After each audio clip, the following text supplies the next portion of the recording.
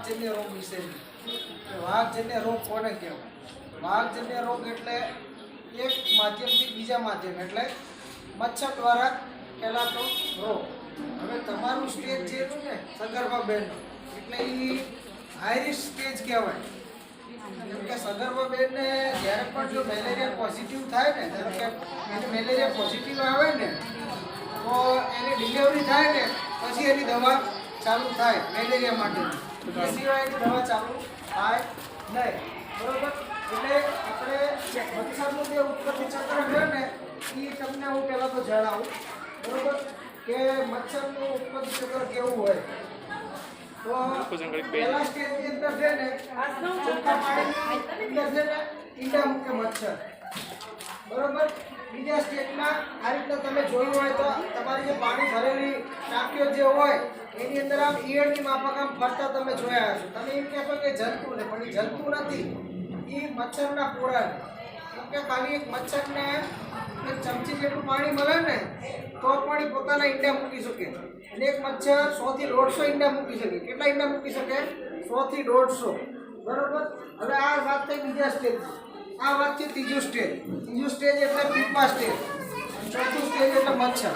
એટલે આ જે સમયગાળો જે રહ્યો ને એ 7 થી 14 દિવસનો સમયગાળો છે. એટલે 7 થી 14 દિવસના સમયગાળાની અંદર એક એડલ્ટ મચ્છર બની જાય, પુખ્ત મચ્છર બની જાય. એટલે પુખ્ત મચ્છર જ્યારે કોઈ પણ ચેપી તાવવાળી વ્યક્તિને જ્યારે કરડે, એક મચ્છર આ બેનને કરડે એથી બીજા બેનને કરડે ને ત્યારે મચ્છર ચેપી બને, મેલેરિયા યુક્ત બને. બરોબર? એટલે ખાસ કરીને આપણે શું ધ્યાન રાખવાનું છે કે મેલેરિયાથી બચવા માટે આટલી વસ્તુનું આપણે ધ્યાન રાખવાનું કે ઘરની આસપાસ જે પાણી ખાડા ખાબોચિયા જે પાણીને ભરાયેલા હોય એ સાફ કરી દેવાના અથવા વેવડાવી દેવાના, રેતી નખાઈ દેવાની. અને પાણીના સંગ્રહસ્થાનો હવાચુસ્ત એટલે આપણે જે પ્લાસ્ટિકની કોઠી ને પીપ ને બધું જે રાખીએ છીએ તો એને વ્યવસ્થિત ઢાંકણ વડે ઢાંકીને રાખો. એનાથી જો પોસિબલ ના હોય તો આપણે જે ના વાપરવાના કપડાં એટલે કે સાડી કે જૂનું કપડું કે હોય ને એના વડે બાંધી વ્યવસ્થિત રાખવાનું. પછી વહેલી સવારે અને સંધ્યાકાળે ઘરના બારી બારણા બંધ રાખવાના અને જંતુનાશક દવાયુક્ત મચ્છરદાની. એટલે તમારું જે ગ્રુપ જે રહ્યું સગર્ભા બહેનોનું એ આપણે 3 ગ્રુપ છે કે જેની અંદર આ લોકો છે ને હાઈ રિસ્ક ગણાય. એક તો 0 થી 5 વર્ષના બાળકો, નાના બાળકો હોય ને એ હાઈ રિસ્ક ગણાય. બીજા નંબરે તમે સગર્ભા બહેનો અને ત્રીજા નંબરે વયોવૃદ્ધ કે જે ઘરડા હોય. આ 3 જે ગ્રુપ જે રહે ને એ આના માટે હાઈ રિસ્ક છે. એટલે આ 3 ગ્રુપે મચ્છરદાની, જંતુનાશક મચ્છરદાનીનો સુવા માટે ઉપયોગ કરવો જોઈએ.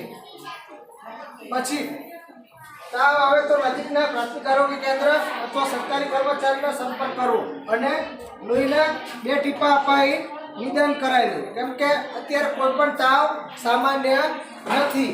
એટલે આપણને જેવો તાવ આવે એટલે આપણા વિસ્તારના આશાબેન કે આપણા વિસ્તારના નર્સબેન કે આપણા વિસ્તારના આરોગ્ય કાર્યકર એનો કોન્ટેક્ટ કરી લેવો કે ભાઈ મને તાવ આવે ને, અને એની જોડે તાવના 2 સ્લાઇડ અપાઈ દેવાની. બરાબર? જો મેલેરિયા જણાય તો સૂચના મુજબ સંપૂર્ણ સારવાર તમને મળે. પણ સગર્ભા બહેનોને ડિલિવરી થયા પછી મેલેરિયાની દવા ચાલુ થાય. બરોબર? જો આપણે જોઈએ ને તો કઈ જગ્યાએ મચ્છર હોય, આ કોઠીવાળી જગ્યાએ હોય, માટલાઓમાં પણ હોઈ શકે. માટલાઓમાં કેવું હોઈ શકે તો કે માટલાની નીચે તમે કુંડું રાખો, માટલાનું સ્ટેન્ડ કહીએ ને આપણે, એમાંથી માટલામાંથી પાણી જમા થતું હોય આ એવી જગ્યા. પછી આપણે એક સેવા, માનવ સેવા ધર્મ આપણો પક્ષી કુંજ રાખીએ. હવે આ પક્ષી કુંજ આપણે રાખીએ તો બરોબર સેવા માટે, પણ આની સાફ સફાઈ યોગ્ય થતી નથી. અઠવાડિયે 10 દિવસે કોઈ પક્ષી કુંજ જોતું ના હોય. બરોબર? એટલે હજી આ ખુલ્લામાં ભંગાર હોય, ટાયરો હોય. પછી જો આ લખેલું છે મચ્છરદાની સુવાનો, એટલે તમે લોકોએ તો ખાસ કરી અત્યારે મચ્છરદાનીમાં સુવાનો આગ્રહ રાખવાનો. પછી આ ઘરની ઓવરહેડ ટાંકી, એને પાણી ટાંકી હવાથી ઢાંકણ વડે બંધ રાખવાનું. એટલે મેલેરિયા, ડેન્ગ્યુ ને ચિકનગુનિયા આ 3 વાઘજન્ય રોગોથી જો બચવું હોય તો જે આ પ્રમાણે કીધું એ પ્રમાણે આપણે હવાથી ઢાંકણ વડે ટાંકીઓ ઢાંકીને રાખવાની, ખાડા કાબોચિયા વેવડાવી દેવાના, પાણીની અંદર આશાબેન જ્યારે દવા નાખવા આવે ત્યારે નાની પાડવાની એ બેન તમારા સારા માટે જ દવા નાખવા આવતી હોય પણ આપણે ઘણા બધા એવા હોય કે ભાઈ ના બેન અમારે દવા નથી નખાવી બરોબર એટલે ખાસ કરીને એક આગ્રહ રાખજો દવા નાખવા માટેનો બરોબર અને કોઈ પણને તાવ કેવું જણાય તો તરત નજીકના બેનનો કોન્ટેક્ટ કરી લે કે બેન મને તાવ આવે છે બરોબર